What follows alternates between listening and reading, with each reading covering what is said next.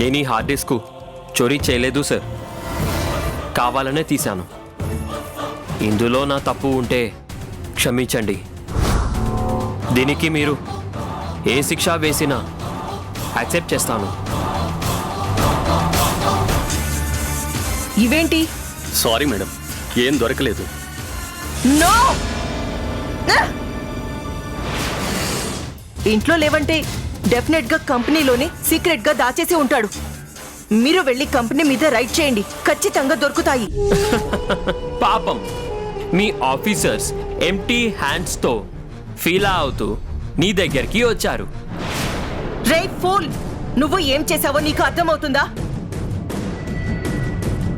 ఆ hard disk నా చేతికి వచ్చి ఉంటే వేల కోట్ల ప్రాపర్టీ వచ్చేది. ఆ అర్షిత్ చంద్ర నేను చెప్పినట్టు ఆడేవాడు. పాగల్ గడివి, మొత్తం స్పాయిల్ చేశావు. నేను స్పాయిల్ చేయలేదు అగర్వాల్, నా లైఫ్ సేవ్ చేసుకున్నా. ఆ హార్డ్ డిస్క్ నీకు దొరికి ఉంటే ఈ పాటికి నువ్వు నన్ను ఫినిష్ చేసుండే దానివని నాకు తెలుసు. అయినా అది నా ఆస్తి, నీకు ఎందుకు దాకానిస్తాను? రే శాండీ, మర్యాదగా అడుగుతున్నాను, గేమ్స్ ఆడకుండా ఆ హార్డ్ డిస్క్ నాకు ఇవ్వు. కావాలంటే షేర్ చేసుకుందాం. సారీ అగర్వాల్, నువ్వు వేసిన ఈ బ్రిలియంట్ ప్లాన్ వల్ల హర్షిత్ చంద్ర నన్ను పూర్తిగా నమ్మేశాడు. ఆ హార్డ్ డిస్క్ తీసుకెళ్ళి హర్షిత్ చంద్రకి ఇచ్చి మిమ్మల్ని సేవ్ చేయడానికే ఇలా చేశాను సార్ అని చిన్న పర్ఫార్మెన్స్ ఇచ్చాను. అది నమ్మేసి నేను ఆ ఇంటికి అల్లుణ్ణి వారసుణ్ణి అని ఇండైరెక్ట్ గా చెప్పాడు. అంతా నీ వల్లే అగర్వాల్. నువ్వు చేసిన ఈ హెల్ప్ ఎప్పటికీ మర్చిపోను. ఈ విషయం చెప్పడానికే నేను నీకు కాల్ చేశాను. Bye Agarwal. Sandy, Sandy, Sandy. Madam madam madam, అది కాస్ట్లీ ఫోన్ మేడం. అది అబ్బా అబ్బా, అనవసరంగా వెళ్ళిపట్టినట్టున్నానే. అమ్మా,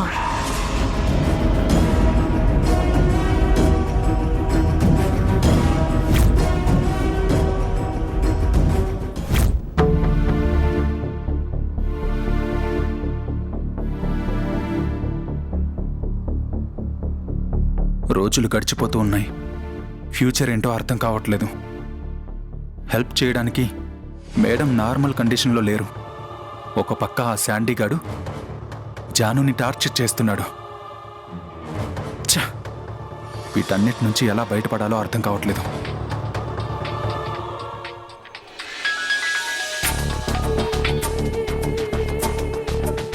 జాను,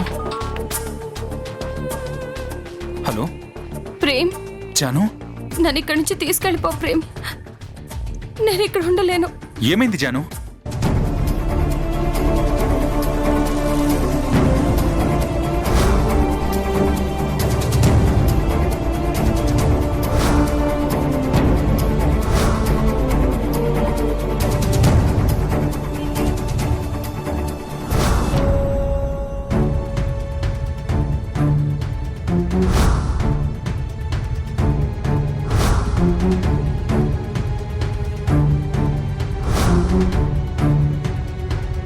దీనికి మీరు ఏ శిక్ష వేసినా యాక్సెప్ట్ చేస్తాను. నేను మిస్అండర్స్టాండ్ చేసుకున్నాను. ఆవేశంలో నేను రాంగ్ జడ్జ్ చేశాను సార్.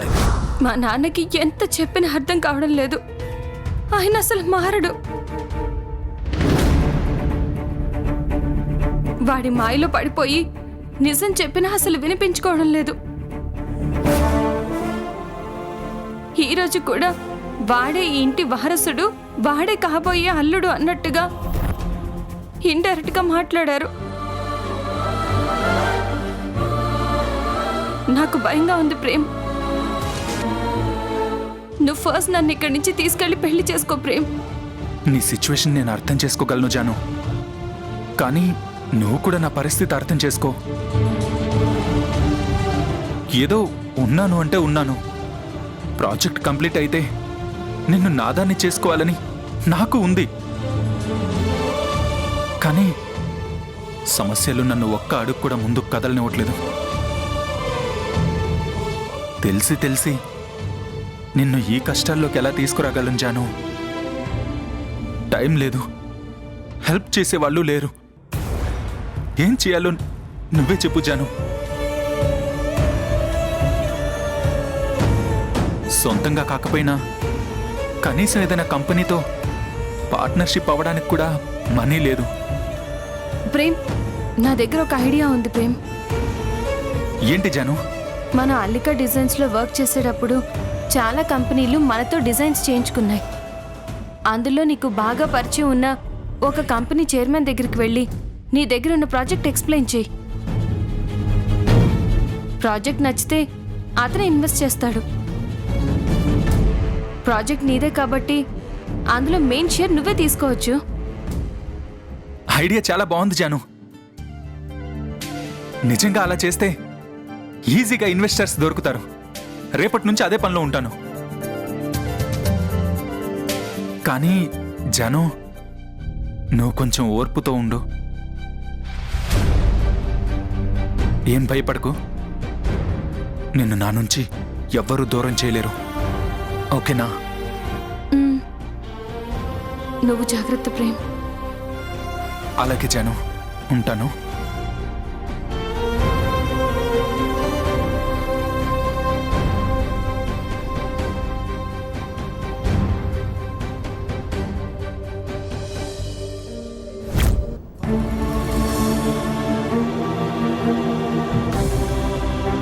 చాలా బాధ్యతలున్నాయి. ముందు ప్రేమ్ జానులని సెట్ చేయాలి. ఇప్పుడు ప్రేమ్కి ఎలాంటి ఆపర్చునిటీ లేదు. తనకి తాను బిజినెస్ పెట్టుకోవడానికి మనీ లేదు. ఫైనాన్స్ ఇచ్చేవాళ్ళు కూడా ఎవరూ లేరు. ఇప్పుడు ఏం చేయాలి? ఏం చేస్తే బాగుంటుంది?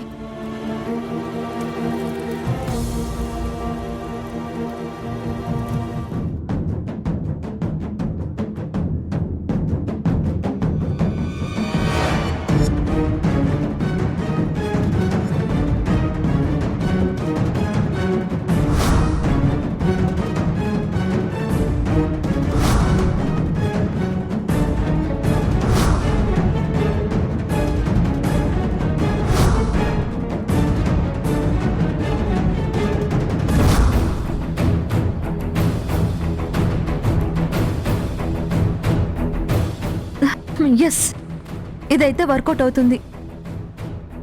శ్రీరామ్, వెంటనే నువ్వు నా మీద చూపించే అభిమానాన్ని అగర్వాల్ లాంటి మనుషులు తప్పుగా చూస్తారు.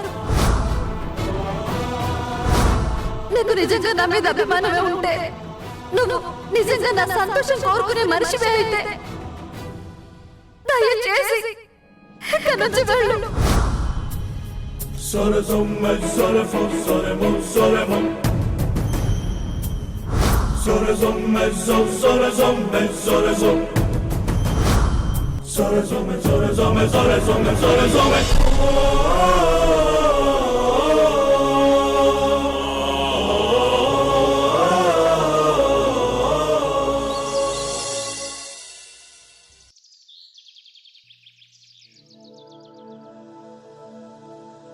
Excuse me sir. రండి ప్రేమ్ గారు, కూర్చోండి. Thank you sir.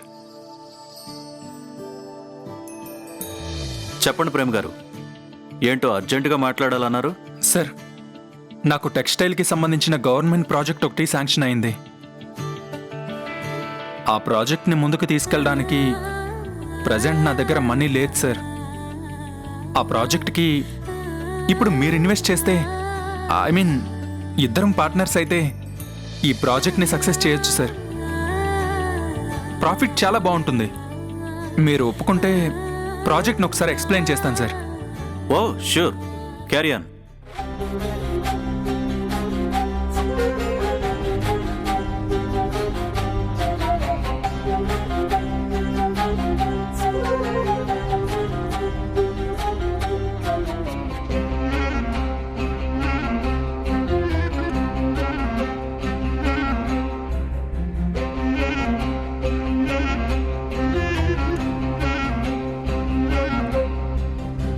That's it sir. Well done Prem, project చాలా బాగుంది. నేనే ఇన్వెస్ట్ చేస్తాను. ప్రాజెక్ట్ నీది, పైసలు నావి. ఇక నుంచి మన ఇద్దరం partners. Thank you sir, thank you so much.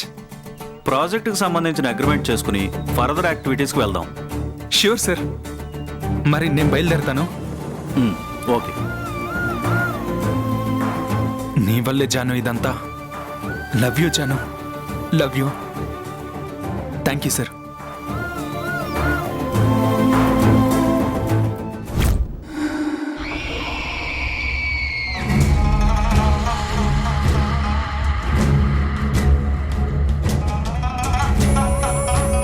Murthy, madam, ఏమిటి మూర్తి ఇది? ఆకలి వేస్తున్నా తినాలనిపించట్లేదు, నిద్ర వస్తున్నా ప్రశాంతంగా పడుకోలేకపోతున్నా. దీని అంతటికి కారణం ఆ మీనాక్షి. నా టౌన్షిప్ సీజ్ చేయించి నాకు లాస్ తీసుకొచ్చింది. నాకు ప్రశాంతత లేకుండా నరకయాతన అనుభవించేలా చేసింది. ఆ మీనాక్షిని ఊరికే వదిలిపెట్టను మూర్తి. అంతకంతకు అనుభవించేలా చేస్తాను. ఇంతకీ ఏం చేస్తారు మేడం? రేయ్, మేడం, ఇప్పుడు మీనాక్షి ఆశ్రమంలో ఒంటరిగా ఉంటుంది. ఆ ప్రేమ్గాడు వాడి లైఫ్ కోసం ఏ రోడ్లో పట్టుకొని తిరుగుతుంటాడు. మీనాక్షికి హెల్ప్ చేయడానికి శ్రీరామ్ కూడా పక్కన లేడు. ఇదే కరెక్ట్ టైం. వెళ్ళి ఆ మీనాక్షిని వేసేయమంటారా మేడం? వద్దు. ఇప్పుడు మీనాక్షి ప్రెగ్నెంట్. ప్రాణాలతో నా దగ్గరికి తీసుకురండి, నేను చూసుకుంటాను. Okay madam.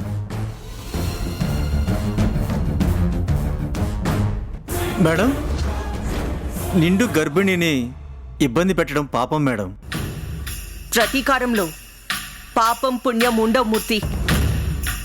మనకి తగిలిన దెబ్బ కంటే రెట్టింపు దెబ్బ తిరిగి కొట్టామా లేదా అన్నదే పాయింట్.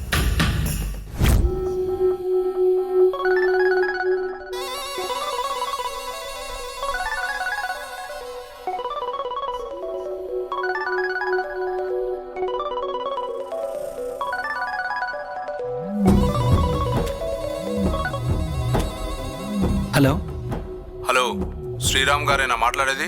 అవును, మీరెవరు? నేను ఎవరనేది నీకు అనవసరం. ముందు నీకు ఒక ముఖ్యమైన విషయం చెప్పాలి, వినండి. ఏంటది? మరి కొద్దిసేపట్లో మీనాక్షి గారి మీద దాడి జరగబోతుంది. అగ్రవాల్ మనుషులు కొంతమంది అటాక్ చేసి మీనాక్షి గారికి కడుపులో ఉన్న బిడ్డకి ఏదైనా హాని చేయొచ్చు. మీరు వెంటనే వెళ్ళండి. హలో హలో, మీరెవరు? Meenakshi madam.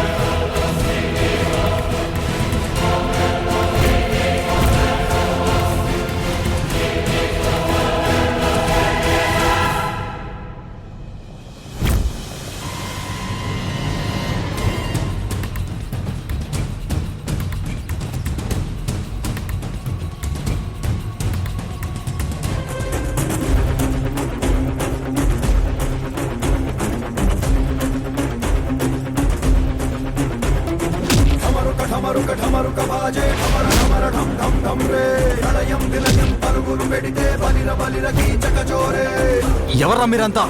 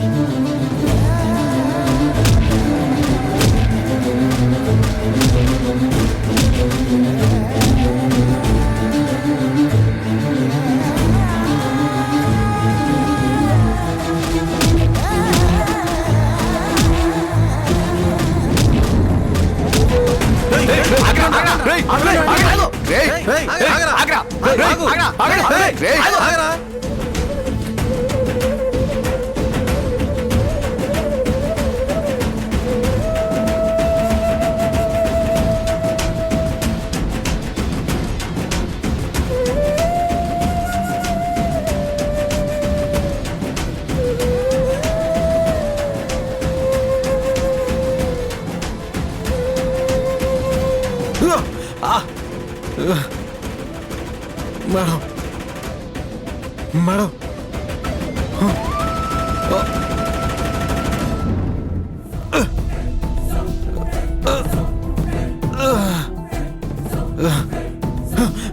Madam madam madam madam madam madam madam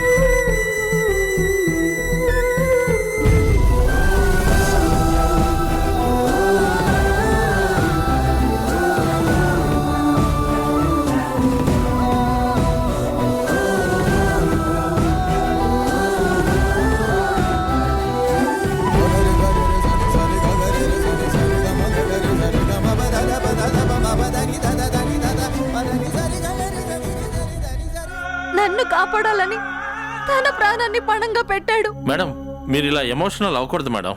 మీతో పాటు మీ కడుపులో ఉన్న బిడ్డ కూడా ప్రమాదమే. శ్రీరామ్ ఎప్పుడు కోలుకుంటాడు? ఎప్పుడు కళ్ళు తెరుస్తాడు? చెప్పలేం మేడం.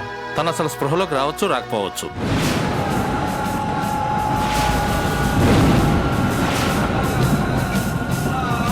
అలా అనకండి డాక్టర్. శ్రీరామ్ కోలుకోవాలి. ఏదో ఒకటి చేయండి డాక్టర్. కొంచెం ప్లీజ్ డాక్టర్. మేము చేయాల్సిన ట్రీట్మెంట్ అంతా చేసాం. ఆ తర్వాత దేవుని దయ. హాస్పిటల్ వరకు వచ్చి ఖాళీ చేతులతో వెళ్ళకూడదు. ఎవరో ఒకరి ప్రాణం తీసుకెళ్ళాలి. ఎస్,